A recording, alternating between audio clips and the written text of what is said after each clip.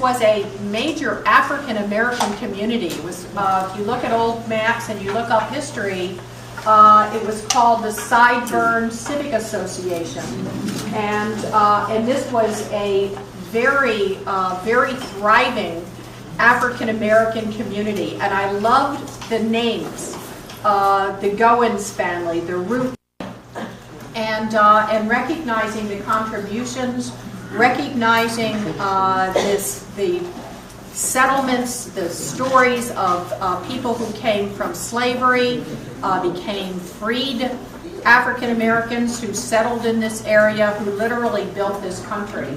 So it's great to be here to celebrate, to join everyone. Thank you again, Cora, and the Burke 55ers, is it 55? 55 and growing. This is maturing.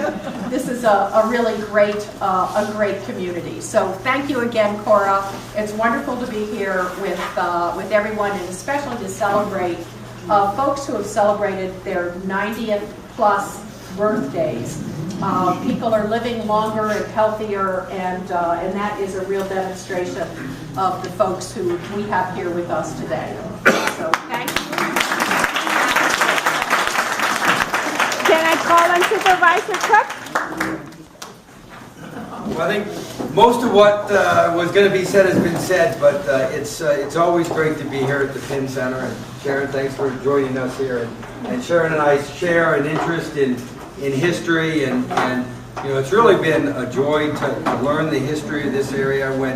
When I was elected 5 years ago, I was right in the middle of budget season about this time, and so I got the cut list of everything that was proposed to be cut out of the county budget, and there was something called the Penn Center on that list, and I saw it was in my district, and I said, well, I better get down there and find out what it is. And so I was able to come down and meet with folks and learn about not only the programs here, which are phenomenal, but this history. And I said, that doesn't sound like something that we ought to cut. We ought to try to find a way to preserve it, and talk to Sharon about that. We were able to keep the Penn Center open, and I think we're also glad that we did. And there's just so many good things that happen here.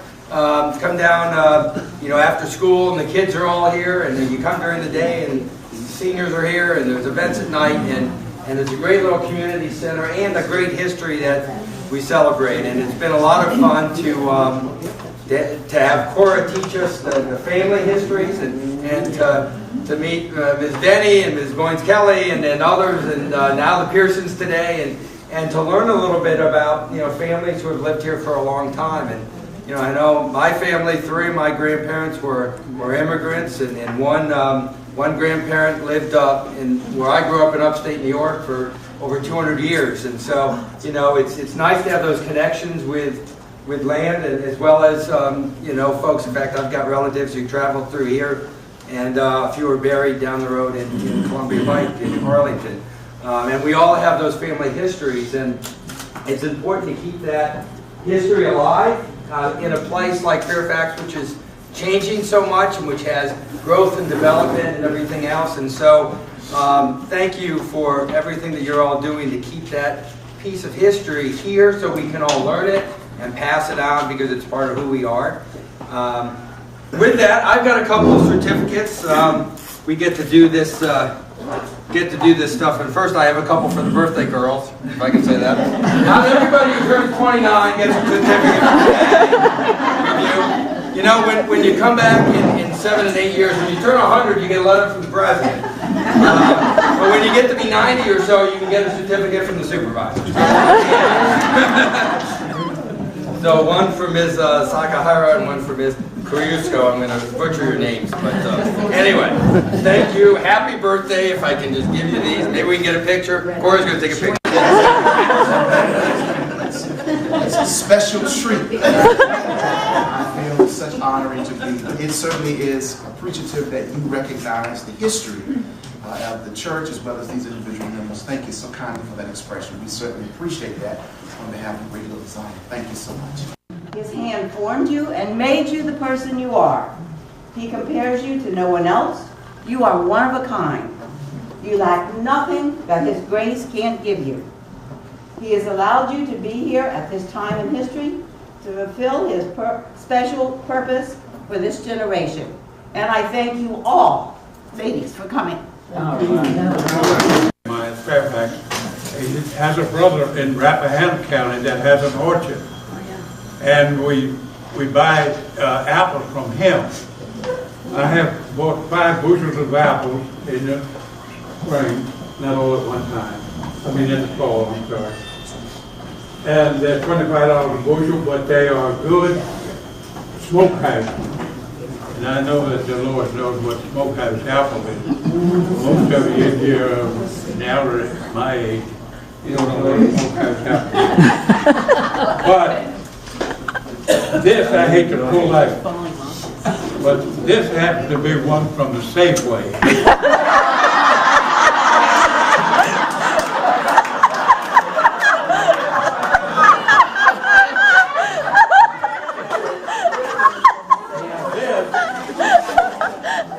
Is what we ended up with for my apple pie. I guess you could call it an apple, what do you call it when you give it out, you know? Yeah, something like that.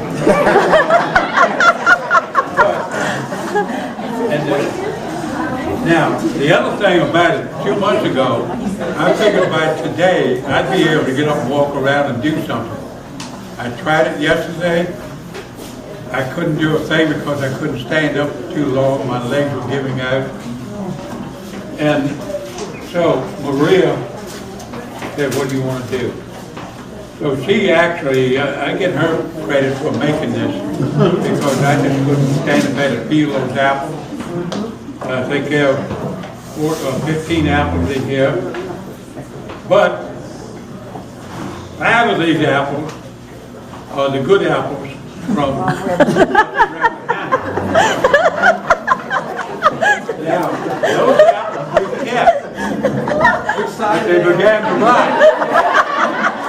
So now still she's a rotten apple. So, here it is. We have the plate here and Maria can dip it or whatever. This guy here, where's the knife?